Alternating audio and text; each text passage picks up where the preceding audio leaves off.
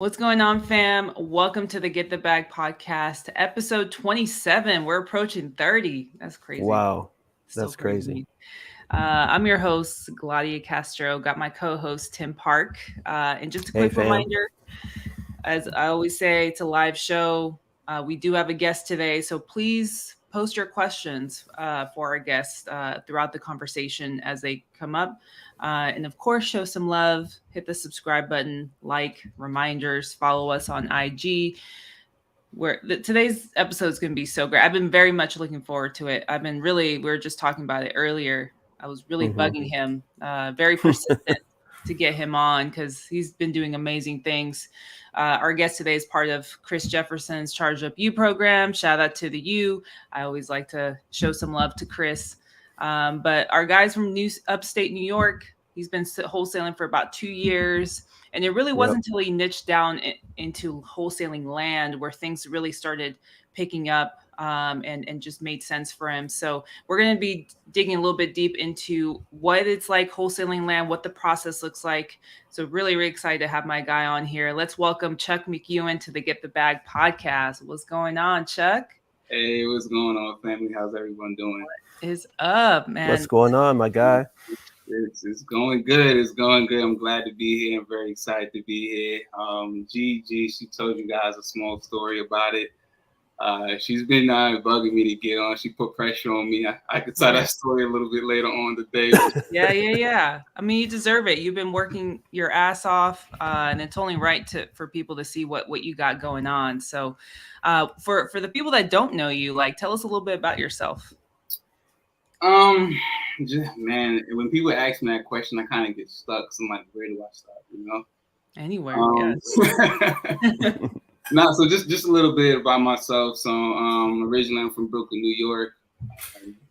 Just regular guy, man, just trying to do something different. Create generational wealth for my family. I could go into that whole spill, but that spill is for a whole nother day because that's a topic I really love talking about. But yeah, man, like I said, I'm from Brooklyn, New York. I've been in wholesaling for roughly around 2 years. As a matter of fact, next month will be almost 2 years for me. For the first year, it's been really rough. Literally, like after the first year, I started dabbling into land. People have been talking about land this, land that, so I started dabbling into it, and then things just took off for me. So I'm very excited to talk a little bit more about that. Love it. Yeah, That's I think great. people are definitely curious about it. Or we were talking about earlier. I don't think many people understand. Like, oh, you can wholesale land. Like, what does that look Hmm. like? Mm-hmm. Absolutely. So it's actually a very simple process. You hear this a lot. There's not a lot of legwork to do with land. Honestly, it's finding a person, and it's not always about being in a distressed situation with land. It's finding someone who had a land for so long, and just reaching out to them to see if they're interested in selling. A lot of times, you can get these land deals for very cheap, and then you can go ahead and sell it to a builder or a land flipper, either or, it doesn't matter. There's no dealing with tenants, no dealing with the house, or anything dramatic that comes with dealing with the house, with rehab and stuff like that. It's just dirt. So once you get it under contract, you literally just move it over to an end buyer and throw it in escrow and then wait for the deal to close. Yeah, so we'll dig a little bit deeper into that, but backtracking a little bit, what were you doing before you got into land? Like you said, the first year was kind of a struggle. Like, first off, like how kind of did you tumble into wholesaling, and then kind of going into like how that first year went. Let's talk about the struggles, man. Yeah, absolutely. I got you. So it's funny how I actually got into wholesaling. But prior to getting into wholesaling, so I think it was back, I want to say 4 years ago, when I actually started learning about what entrepreneurship is. I started getting into just the space of entrepreneurship. I read this book. I'm pretty sure most of us read the book, Rich Dad, Poor Dad. The one that really took me over the edge was Castro Quadrant. At this time, too, I was living in Florida. In Florida, it was kind of interesting, too, because all my life I grew up in New York. I see people like me And not everybody knows the things that's available in this world to do. So I wound up moving to Florida, because of my grandmother. I'm out there and I see a totally different lifestyle. Like the average car out there was literally like a Mercedes-Benz E-Class. That was literally the average where I was staying at least. All right. Fast forward, I wind up reading this book.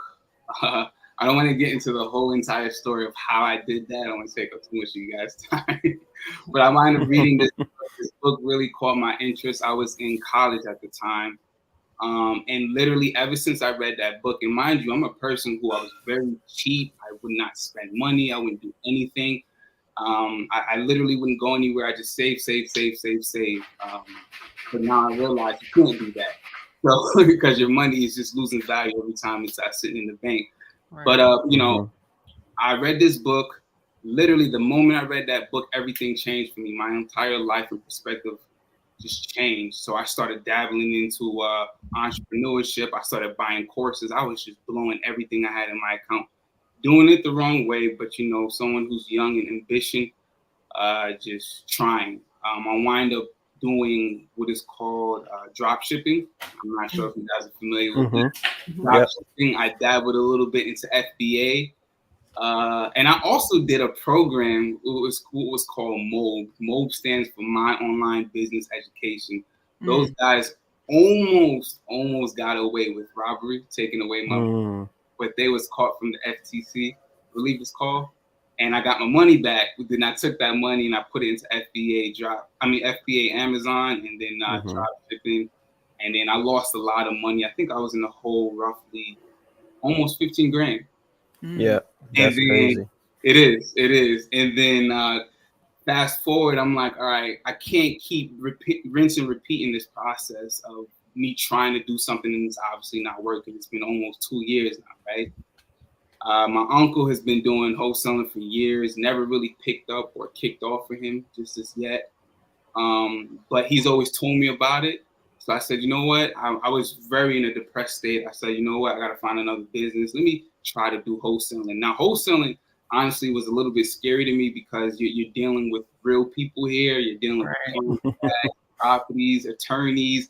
That stuff was scary to me. I was like, I don't know if I could do this, but I still did it because I knew there was something more than what I was doing. So the first year wholesaling, it literally wasn't that easy for me. But I think the biggest thing, which I'm going to be talking about, was the inconsistency in the business of the first year that most of us go through. Not really spending money on marketing or doing things that I need to do or doing the right things that I need to do to put myself in a position to win.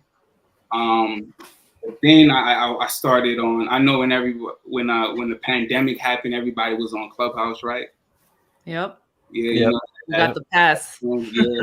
So I wound up meeting a cool guy over there, and we wound up actually closing our first deal together.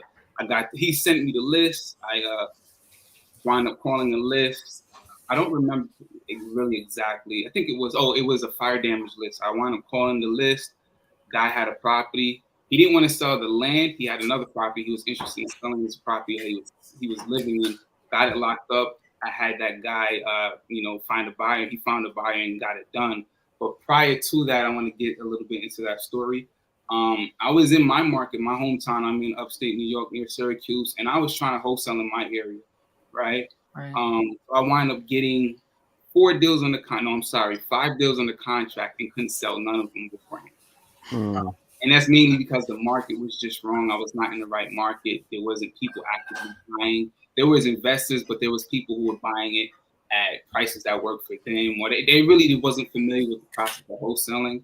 So, that really didn't stop me from going because I looked at it as, hey, if everybody else is making this thing work, there gotta be a way for me to make it work. There's just that I'm not doing correctly, that I need to do correctly, and I need to figure it out.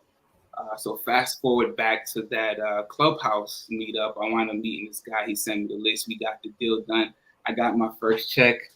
I keep it right next to me. Nice. I have mine too. I have mine framed. Yeah, it was $1,700, just a little bit over that. And that right there really just, it was proof of concept to me. that it can be done for sure. And then what I wind up doing, literally 2 weeks after that, I wind up closing another huge deal with my guy Ty. I think you guys had him on the podcast. Shout out to Ty. Mm-hmm. Yeah, Ty. Yeah. We wind up closing on the big one. It was $30,000. We split it three-way between me, Ty, and Mike. That was my second one. And then a little bit after that, I was like, you know what?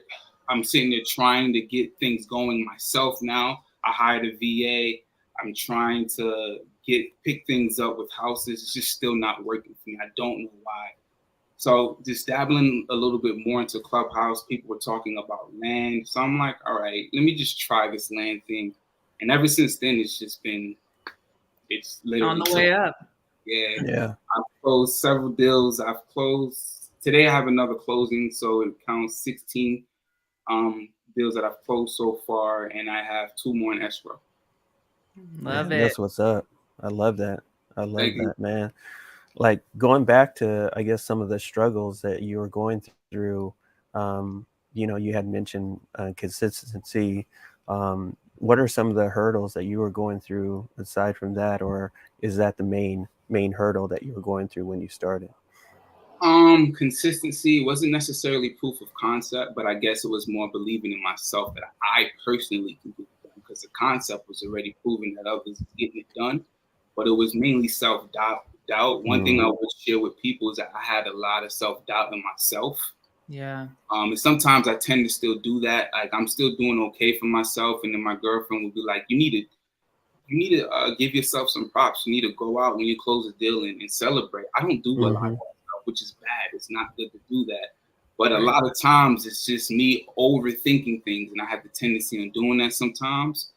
But I've worked through that at the beginning of this year. One thing that really did help me, Tim, is I started this mindset thing that I created myself. So I broke it down to 6 different phases. I don't want to get into all of it, but I broke it down to 6 different phases. So each month for half of the year, I would do something different. So for example, the first month, January, I didn't watch TV for 21 days. So I did like a 21-day detox. Mindset and consuming things and just getting myself right. The next month, I did a 21-day cleanse with music, and so on and so forth. So I'm still doing that now, but that's what helped me with mindset. I love that. I think that's a really key point in mindset, because, I mean, Tim and I, we both talked about, like, especially when you kind of go through your dry spells, like, you need to be mentally tough, and that when it gets tough, that's where people give up, right? That's where it's like the 90% of entrepreneurs quit, because they're so close, and then it's like one thing that just goes wrong and just sets everything off. So it's important to kind of keep that structure, and kind of hold yourself accountable one way or another, challenging yourself to, like, be just mentally prepared for whatever it is. I have this book called The Intentional Day that I use, where it's kind of a thing for creating, like, habits. And so one of mine actually this month is, like, no TV, but it's I don't just go straight cold turkey. Maybe you're a little bit better than I am, like, for that, because it just kind of happens. It's NBA finals too, so I can't just not watch it. But I do it where it's like, okay, 5 days out of 7 days, I'm not going to watch TV. You can start small. But I think that's great that you kind of create that discipline in yourself that kind of obviously created that momentum to, like, your success, the success that you're in now. So talk about, okay, you mentally prepared. You were like, okay, let me dabble in land. What was your first step, like, in terms of picking a market? Like, talk about, like, what that process was like. Gotcha. So I think that's everyone's biggest issue, even with houses, is picking a market, finding something that works. And how do you know, especially as a new wholesaler, like, how do you know this market is a market that works? The way I came to realize that is, hey, if you see consistent deals going on, and in Facebook groups, you get a lot of people who are posting their deals because they're happy about the deals that they've closed. You can take a look. They'll tell you where they closed it. Whatever it is. Even in Clubhouse, I've spoken to several people, and they're like, I'm in this market. I'm in that market, and honestly, I just went with a market. I didn't make it very complex.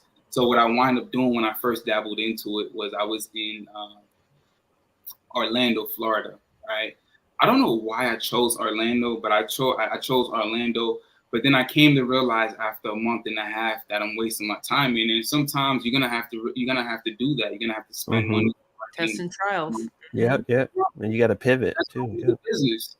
I got 2 deals locked up in that area. I couldn't move it mainly because of a big issue out there is wetlands, and a lot of buyers don't want to deal with properties that's wetland because obviously it's an issue to build on. So I wind up moving markets. But what I really wind up doing, which helped me, was I reached out to a builder.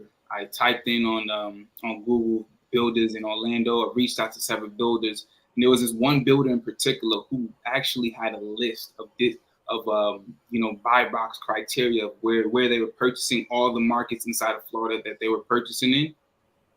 And literally when they gave me that, I then catered my business according to that.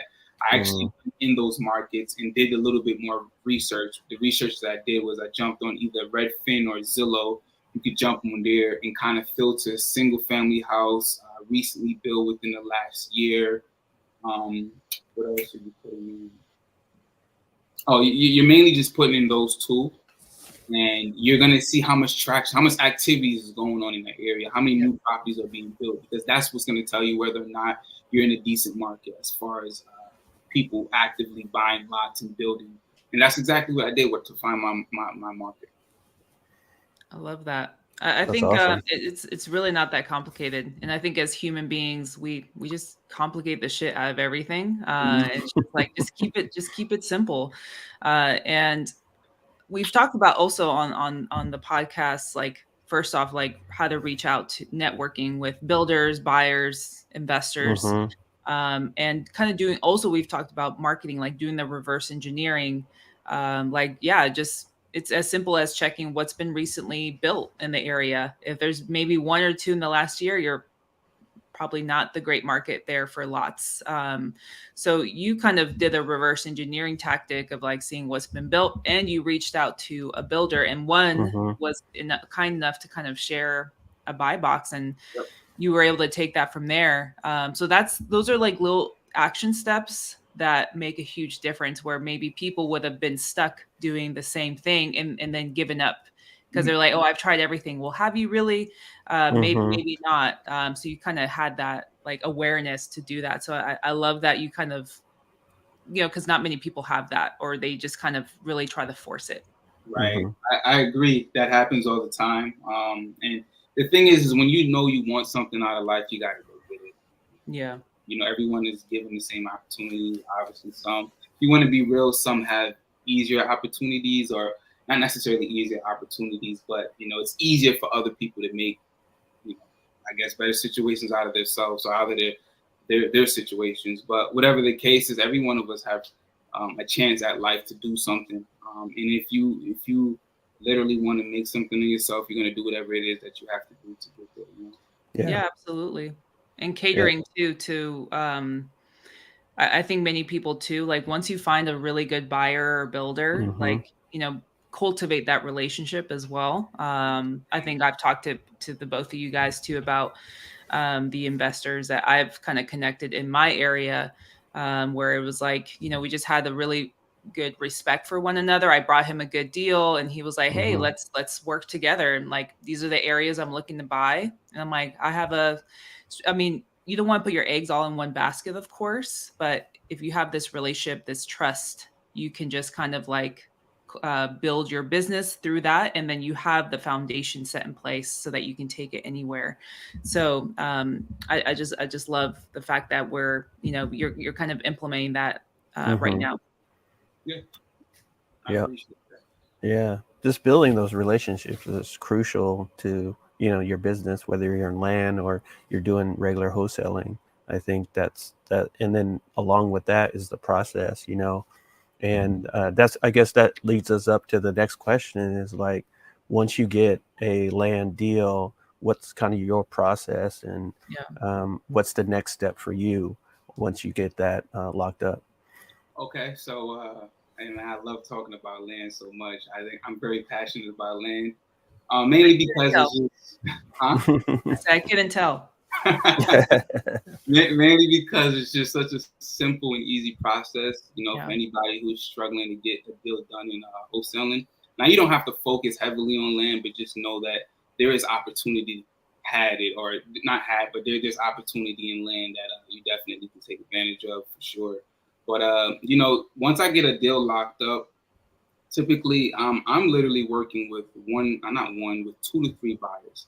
Now I have a good buyers list, but most of them don't really perform, or if they perform probably once every 6 months or something along those lines. So I literally have two to three guys, mainly 2 guys that I work with all the time, and I just shoot my deal to them, and they're taking it right off the bat. So literally, my process is, hey, once I get a deal locked up, mainly because it's virtual, I'm actually emailing the title company the contract between me and the seller, and I'm also including the seller inside that email so that they can see a process is being started. Okay, then I'm sending it directly to my buyer.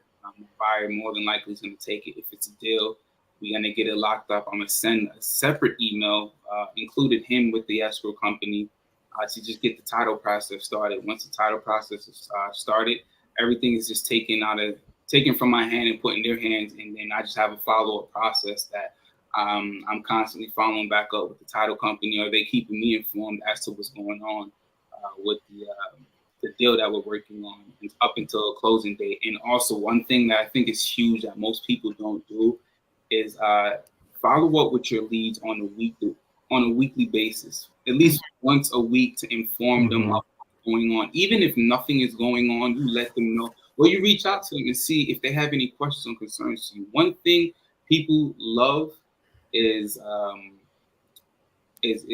someone who's actually is going to stand by their word and actually keep them informed about everything that's going on, especially because you don't know them, especially if you haven't seen them and everything is done over the phone. You have to find a way to build that credibility and maintain that credibility. I've had several people, not once, but several people say, Charles, man, wow, your customer service is excellent. I've never gotten service like this, and I've sold several other properties to other people, and they've never constantly reached out to me or kept me informed. I really appreciate you. Right. So that's typically my process up until closing. Yeah, I think it's that's where you really treat it like a business, not like a side hustle.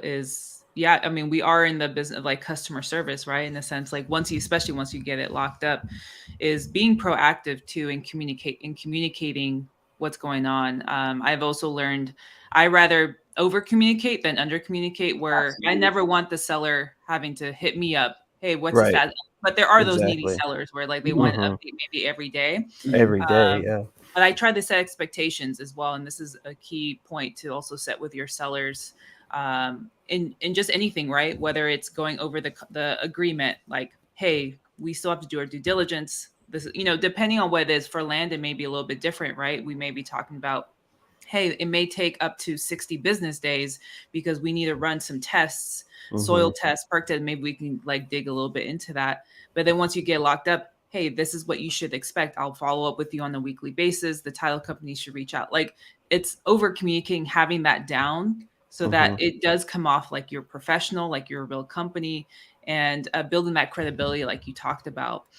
So I think that's a huge bar for sure. But yeah, tell us about because I think people get overwhelmed with land because they get confused with like, well, what's a perk test? What's a soil test? Like, what are some things like when putting in offers too, like to consider?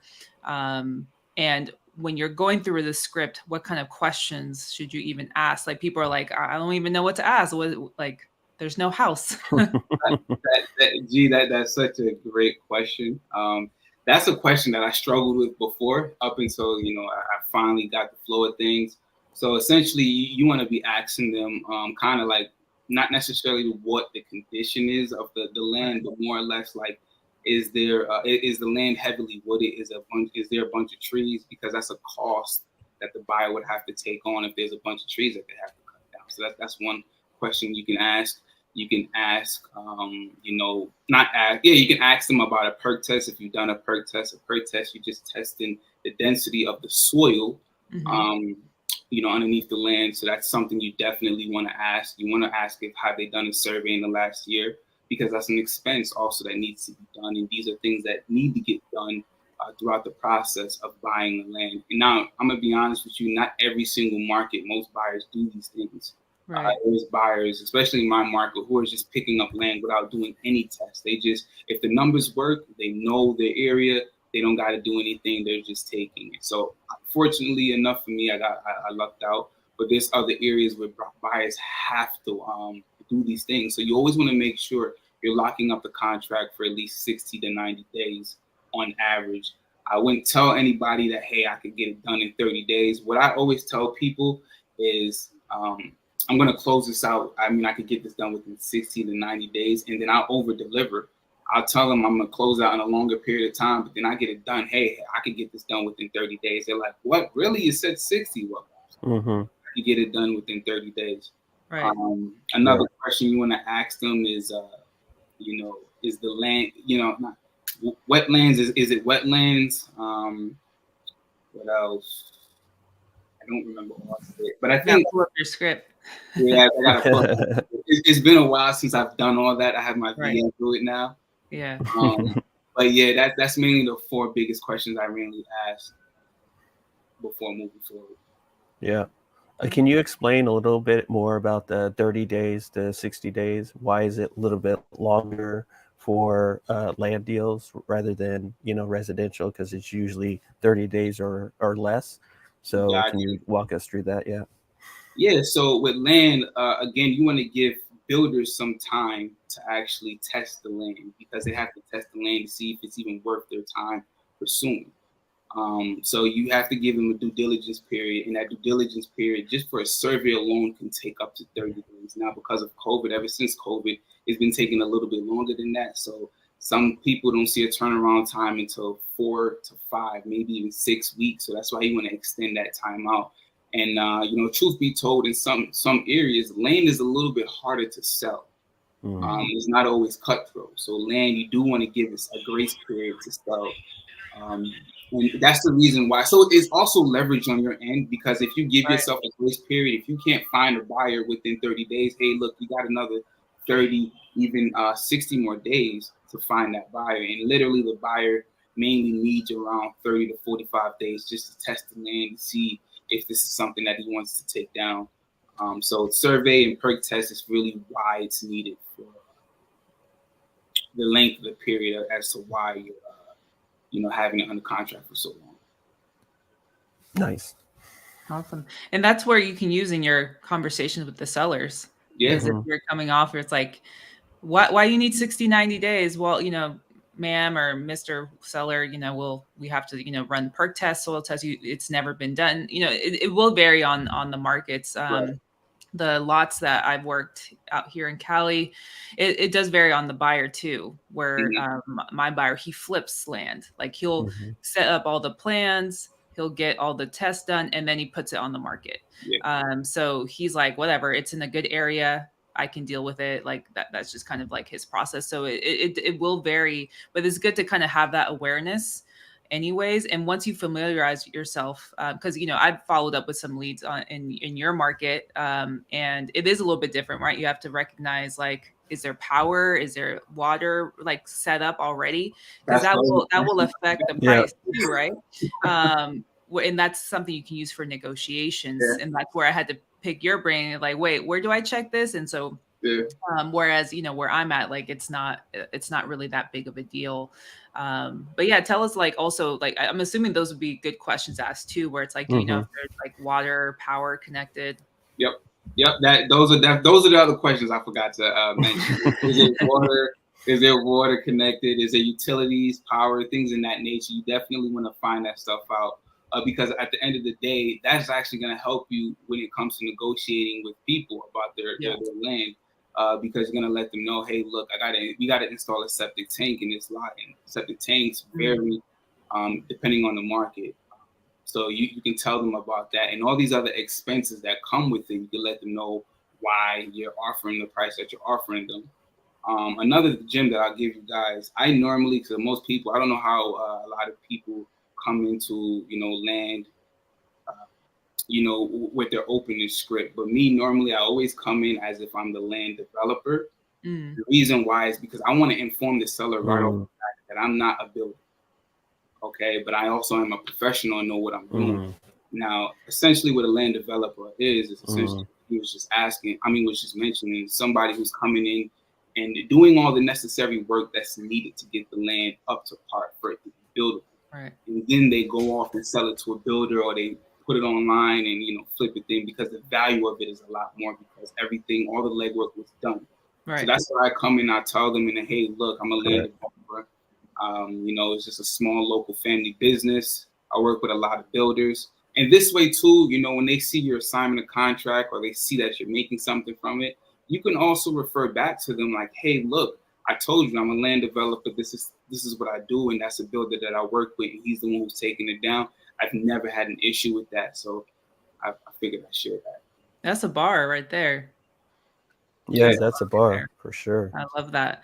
I may use it. I mean, usually for me, I do say like we're an investment or development firm or something like that. And I never come off as a builder either, because I think I dealt with one where somebody was like, wait, you can resell the property like right after you buy it. And I was like, hey, stuff comes up. Maybe we'll find a builder, or, the county, the city declines our plans, stuff like that, where we can. So those are always kind of ways to wiggle around that clause that you have. Absolutely. Yeah, we've all kind of been through it. But you talked about you have a VA. So tell us how your business is structured now versus, when you got started, were inconsistent. Like, what's kind of your role now in your business? Gotcha. So essentially right now, I'm the guy, lead manager, just come in. I'm the guy who's coming in and, locking the deals up. So she's filtering all the leads. Normally we use Batch Dollar, and we've been using lately Marketingplex. We switched over from REI Reply to move over to Marketingplex. So we're doing SMS and we're doing cold calling. She's filtering them out. She's pushing it to me. Then I'm going in and, asking the lead a lot more questions to just make sure that they're right fit for who we are and how our process, or how the process in my company is, to see if we're a good fit for each other. And then, if it's a deal, I get it done and locked up, and we move forward from there. So that's essentially what it is. I do have initiative for my VA. It started off at 1%. I think she's at 3%. Me personally, to some people it is a lot, but I personally love to pour into people who's helping me out. That's just my motto and who I am. If you're helping me, I'm going to be more than happy to help you out. Even if you're not helping me, I love helping people. I love giving back. That's just the nature of me. So I gave her a percentage, which I think is a very good fair share, because she's really helped me out with closing a lot of deals.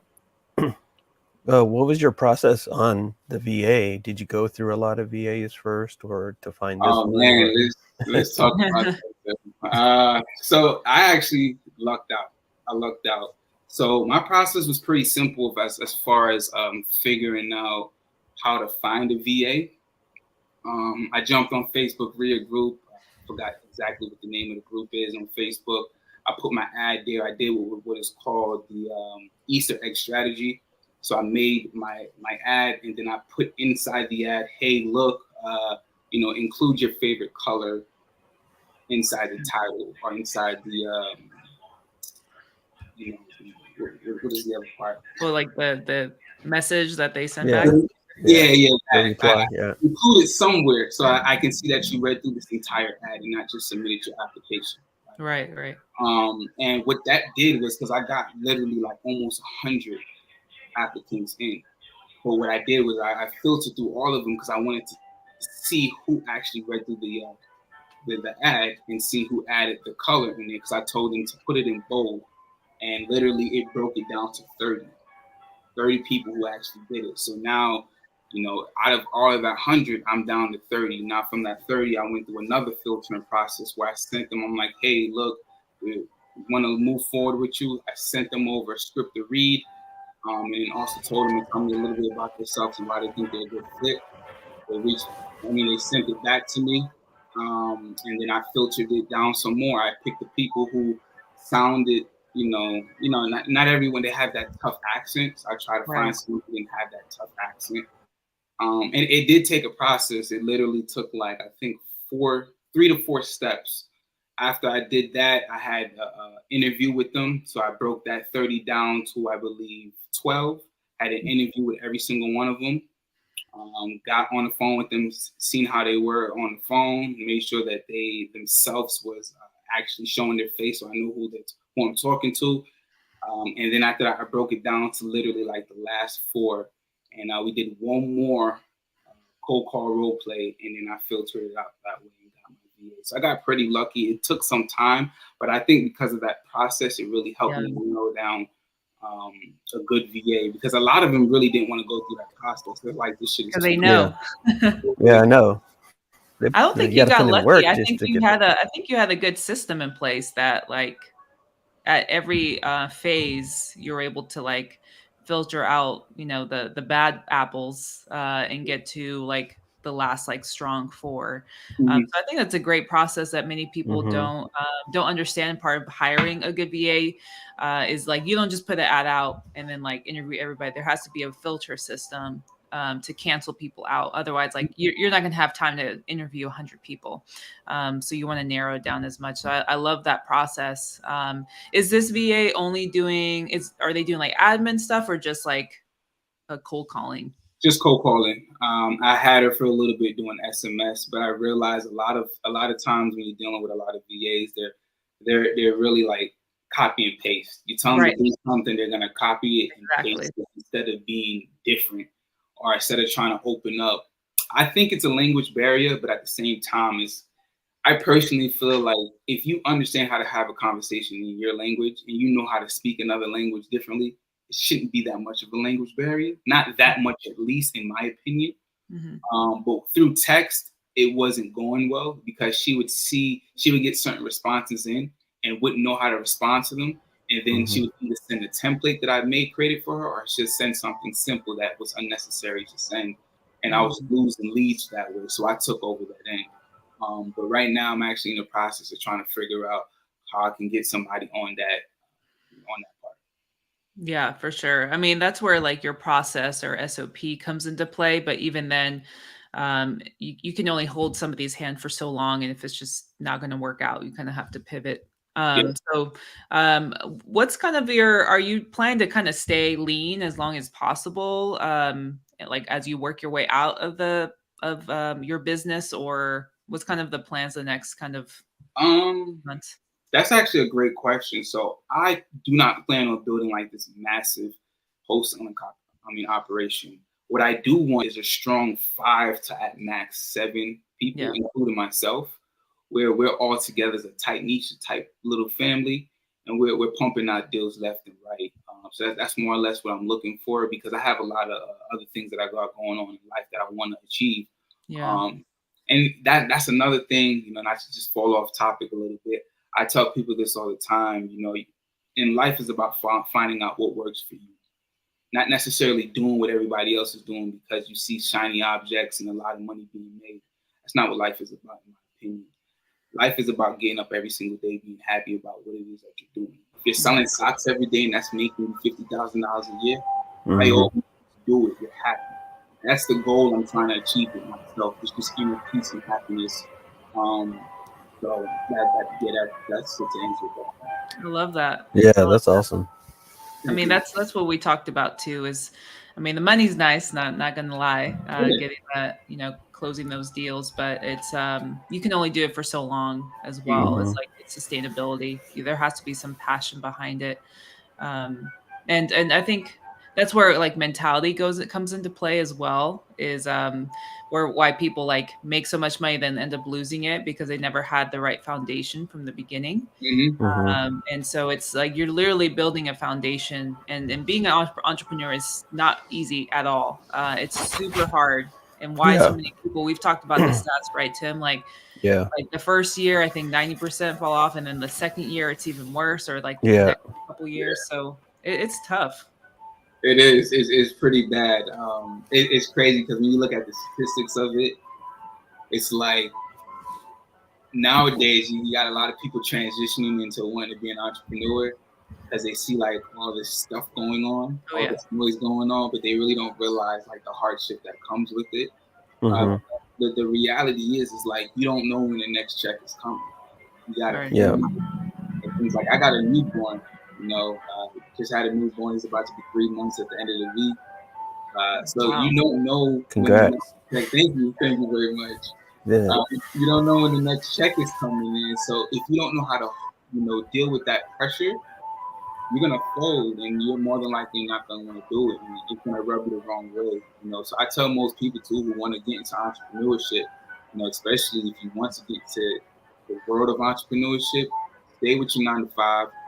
Work it out, build your business on the side. When that business starts to outweigh your 9 to 5, or even if it levels off, then you can make the right decision, whatever works best for you and your family. Yeah.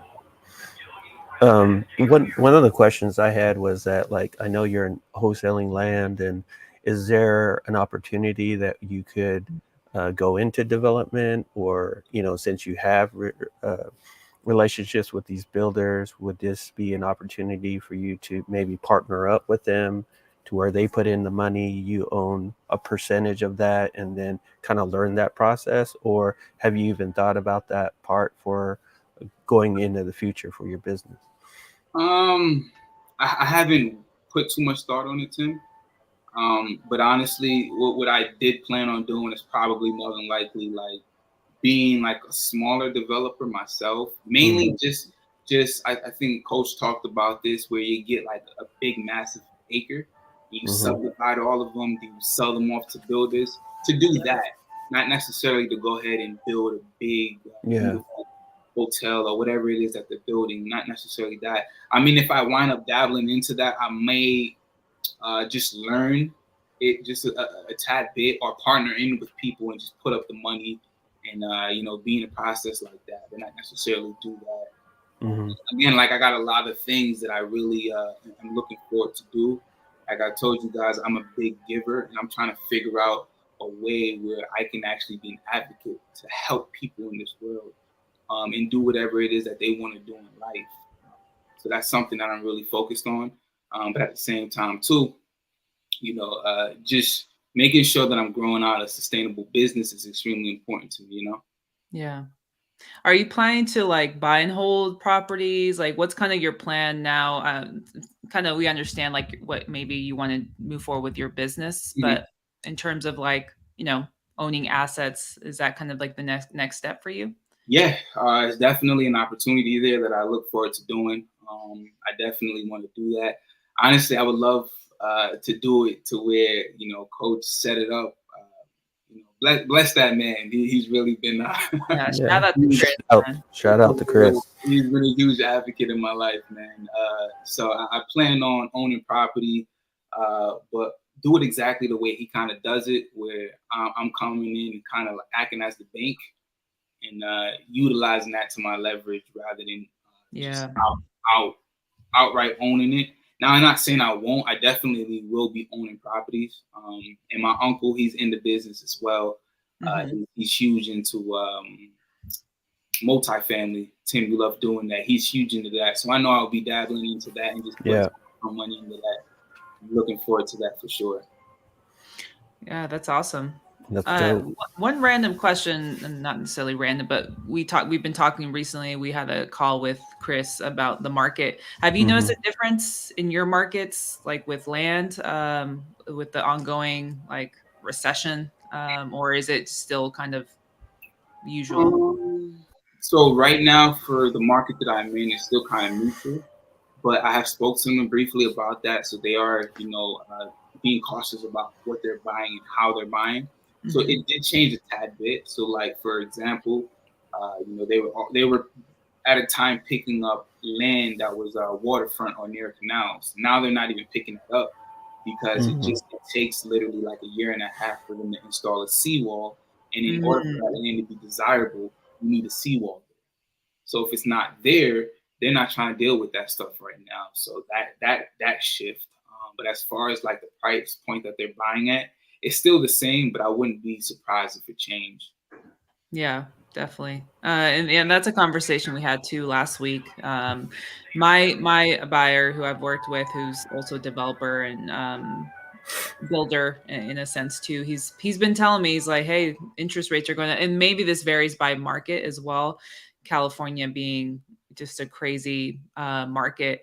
And so he's been telling me, he's like, before we maybe were be able to pick it up at this price, but now we have to be a little bit around this price range for it to make sense for us to kind of validate risk and everything. So Right. that's also another part of like pivoting, right? Like Mm-hmm. understanding what's going on in the market, understanding what your buyers, because they need to pivot too. Mm-hmm. Builders need to pivot. Maybe the costs of like building obviously is can be a lot with the materials. So it's just taking those things into consideration when you're negotiating with the seller as well. So I love that. But yeah, go ahead. Well, you said something extremely important. To your point, that is huge. This is why you should definitely be in contact with your buyers, because what they're seeing and what they're saying, you can use that as leverage to speak to the sellers. Yep. You're coming with confidence because you know what you're talking about. You use that to talk to your sellers and inform them about what's going on in the current market and let them know as to why you can't buy it at the price you need it to be bought at.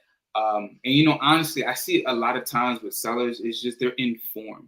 Like, yeah, when you're reaching out to people and they're giving you these ridiculous numbers, for one, they're getting annoyed by a lot of people. So you got to understand their frustration, where they're coming from. For two, they're telling you some crazy number because they realize if I tell you a crazy number, you're just going to leave me alone. And then for three, a lot of them are just uninformed about what's actually going on in the market. So if you take the time and explain that to them, you will have a lot more success. That's something that I transitioned to just the last 2 months, because I realized I had to do that in order for me to keep pumping out there. Right, because it's out there, and even my buyer will be like, "Hey, send this to the seller," because if I'm working a lead and the seller's just not budging on the price or is a little unrealistic, it's you want to educate them, and so I'll send them articles like, "Hey, this is what's going on. Whatever the price we're offering now, it may not be the case next month." I think I coined Fat Joe's quote. So I mean, it is what it is. I think wholesaling, I see it as you're in the business of helping people, right? And like guiding our sellers, especially it'll probably be a small case where the seller is even more educated than you are. So you kind of have to like, come up to their level so that, they don't look at you as like, oh, you don't know what you're talking about. But for the most part, most of the sellers don't know, are uninformed. So you have to like be that that guide for them, where they trust you, and that's where you want to set the right expectations, because you don't want to say one thing and they took your word and then you did do another thing, because then that kills the deal as well. So I think that's a super huge point, and for people starting out as well. Once you get really comfortable with the script, you kind of then can kind of navigate and like using your knowledge and why you should be reading up with what's going on to educate your sellers, and just come off as like you kind of know what you're talking about. Right. Yeah. I agree. AG, it's funny going back to the script just a little bit. So that was another point, another factor that was hindering me from actually moving forward with getting deals done. And I think that happens a lot with just wholesalers starting out. Right. I think what a lot of people need to do is just like kind of play with it and just realize like, hey, look, this is a conversation. And this is something I tell my VA all the time. I'm like, look, these individuals don't know you. They only hear you. They don't know you. So if you say anything that's remotely wrong, guess what? We can hang up the phone and give them a call back within the next, or I can call them back as somebody else. I've done that so many times. So just try to keep that conversation on the phone genuine. So I tell people who was just starting out, get the script, find a partner, go to your parents, your brother, your siblings, and just start shooting it with them with the script. You realize, like, at the end of the day, it's literally just a conversation. I think where a lot of us go wrong is that just because we don't know how to answer the question or how to properly, just answer the question that they ask. So if someone asks us a question that we don't know how to answer, that's where a lot of us get stuck at and get scared and don't want to actually take initiative. And how you do that is through trial and error. There's no other way. You have to keep going at it. So at first you're gonna sound bad, but that's perfectly fine. But the more you do it, the more easy it becomes. And take this from someone who I told you from the beginning had a lot of self-doubt. I realized I was on the phone. I was like, I don't know if I could really do this, just talking to people. All it is just repetition. Once that repetition comes in, that confidence comes in, once you start knowing what you're talking about and what you can do that helps, is start reading up what's going on in your market. Be informed, be knowledgeable about what's going on. Speak to your buyers, speak to title companies, speak to everybody, so you have an idea of what's going on. So when someone asks you a question, and you can educate them, you can inform them. And if they ask you something that you don't know how to respond to, hey, look, you know what? That's a great question. I don't know the answer to that. I'm gonna get back to my partners and let me see if I can get the answer for you, and I'll get back to you.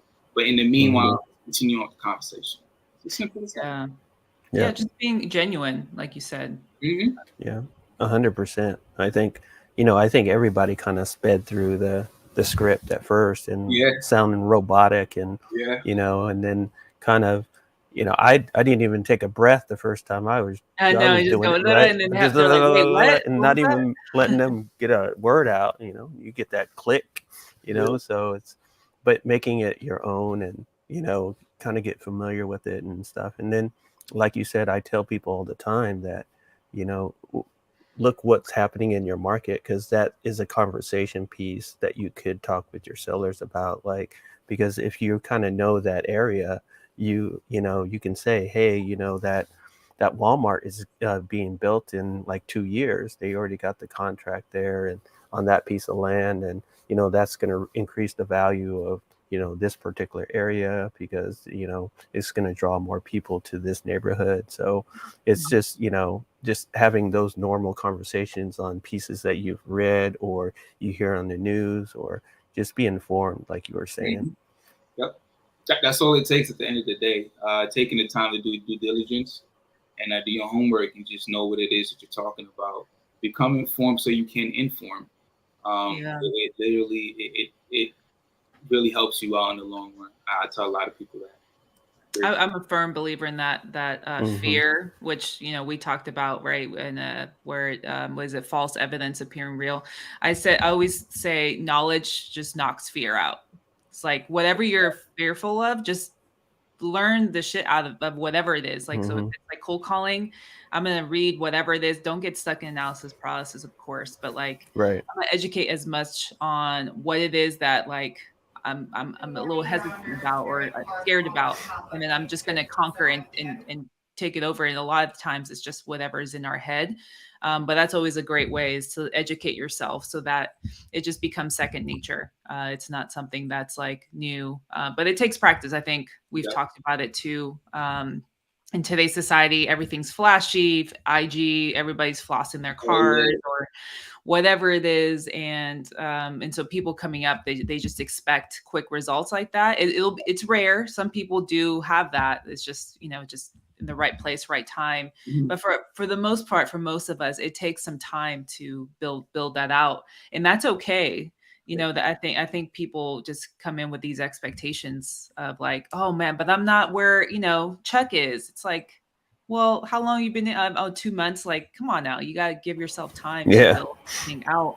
And just we live in a society where everybody just wants everything now.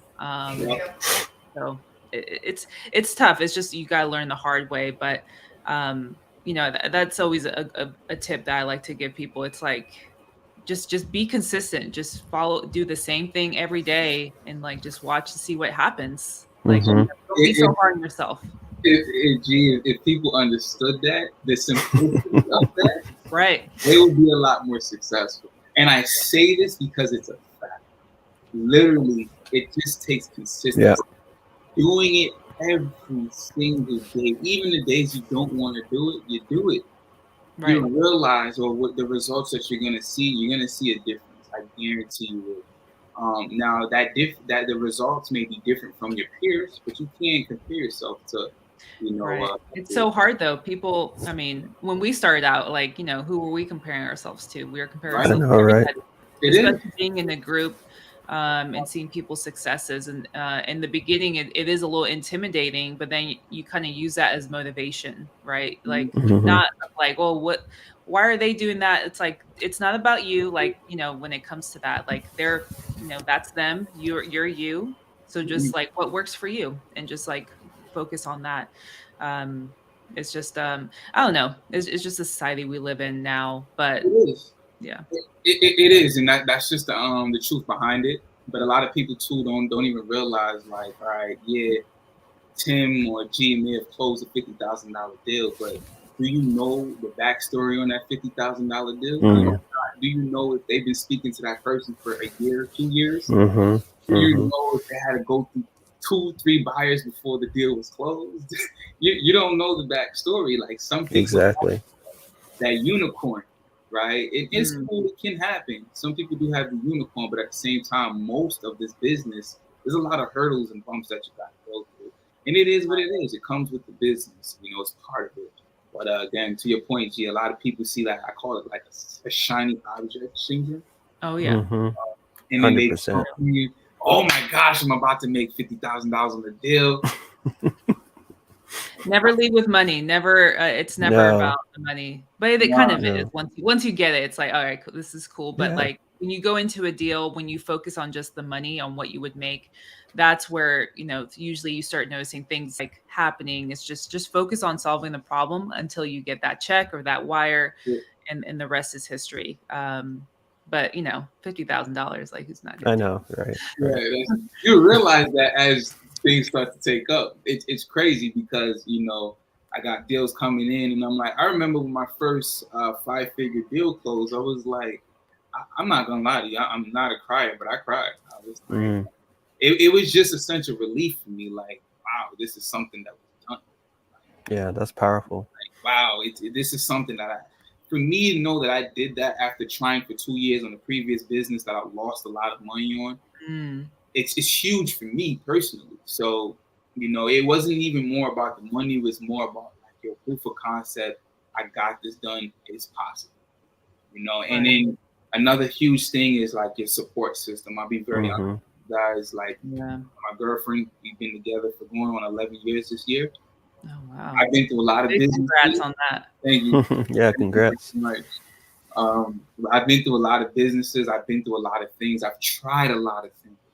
And I'm going to be honest with you, she sat there and, rocked with me through everything. Did not doubt me, not one time. Did not say, hey, I don't think you should do this. You're losing. Even when I was losing money, some may say she should have told you, but at the same time, she allowed me to be me and try. At the end of the day, that's all I was asking, just some type of support. But what that did was it allowed me to, find something that worked and run with it. Instead of having someone in my ears telling me, that support system really does help, and it pays dividends. Absolutely. Yeah, that's 100%. That's a huge shout out to the girlfriend. I think that's a huge point. We've talked about that too on the podcast. Tim and I are really close, and Chuck, you and I have like hopped on the call. It's just like, just call someone up. Like, I think I've also learned too, when you're at the verge of burning out or feel overwhelmed, like, just pick up the phone and just talk. It's just talking with somebody that's either above you or, just kind of going through the same process. Just talking it out, like, already feels like you have this weight off your shoulders, where it's like, all right, I'm not alone, or I got it out. All right, let me pick it back up again. But it's normal, to feel that. So having a strong foundation of people that you trust and want to help you grow, I think that's just, you can't compare that to anything. No, you absolutely not. And another thing I tell people too is, like, don't be afraid to invest in yourself. And I'm sure you guys had people who came in and, talked about, taking a chance on themselves that, they didn't have anything. They was at their bottom, but at the same time, they still had some urge in themselves to invest in themselves, like getting groups where there's like-minded people like you. Like I'm in an area where there's literally no one who does what I do, right? So I had to put myself around like-minded individuals, and I got connected with the youth. By the grace of God, I got connected with Tim, G, and I was speaking to people who was like-minded, who I could go talk to, lean on if I'm having issues and struggles. I definitely, had that support. And one person I shout out this guy all the time is my guy, Keithan Harris. Keithan. Yeah, man. He's been a blessing to me in my life, man. Shout out to that dude. One day on a call with Coach, we was talking about accountability partner. He just jumped out the blue. He's like, "Hey, man, give me a call." And ever since then, we've been talking, and he's literally been helping me out through this entire business. So definitely lean on someone if you need help, because it's crucial to your success. Especially, so not all of us have it in us to strive and actually do, the things that we need to do and keep pushing to get where we need to be, and that's perfectly okay. That's okay. Nothing is wrong. Lean on somebody. It's okay to get help. It's okay. Somebody else. It's okay. It's perfectly fine. There's nothing wrong with that. I love that. Yeah. Well, man, it's been an hour already. But before we go, I want to make sure, what do you want to leave the audience with today? Kind of, people getting started, whether they want to get land. I'll let you think about that for a sec, but appreciate all you guys who been on the call. Definitely show some love. Follow Chuck if you don't already at IAM McEwan on IG. Hit the like, subscribe button. Would love to have you guys on. But yeah, Chuck, what do you want to leave the? So one huge fact that I would leave everybody with is follow-up is key. I'm gonna be 100%. Very clear. Everybody, right? No matter how bad you are on the phones, if you stay consistent with following up with people that you're speaking to, and eventually you're going to realize it's just a conversation. You're going to get comfortable with that person you're speaking to. So it's no longer going to be solely about the house, but figuring out who this person is, what their situation is. Follow up is key. Everybody can get at least one deal done, guaranteed, as long as you stay consistent. Business is not really hard. It's just consistency. And devoting your time to stay consistent and follow up, you get a deal done. So that I leave everybody with that. That's a bar. It's a mic drop. Yeah, that's dope. Yeah, there you go. That's the thing. It's like not sexy. It's just like just follow up. That's it. Set up a follow-up system. That's it. Oh, one more thing I'll leave too. So when you initially get on the phone with people, don't think of this conversation as I'm going to get this deal done today. Yeah. Think of everybody you speak to as a follow-up. Hey, I'm nurturing this lead. I'm informing this person who I am, what my process is, what it look like. And then maybe not today, maybe not 2 months, maybe 6 months down the line, this is a possible lead or deal. I'm going to get this done. But think of it that way when you speak to people. Please stop looking at it as when I get on the phone with someone, they have to sell today. That is not how this business operates. I don't want to see no more people hurt themselves in this business. Yeah. Well, it's easy to set up a dialer and call and just keep calling. But we can do with all the other people that you talked to already. So huge bar. Hope you guys got so much out of it. Chuck, thank you so much. It wasn't that bad. It wasn't that bad. Yeah, bro. I appreciate you guys for having me. Such amazing things. So many people, I'm sure, got so much out of it, and you're helping people already just by coming on. So super excited to see what you have in store. Definitely hope. We'll definitely be closing a deal at some point together. I already know. But there you go. All you guys for hopping on. Make sure to follow us on IG. We'll catch you guys next week. Have a great rest of your week, and see you later. Peace. Have a good one, everyone.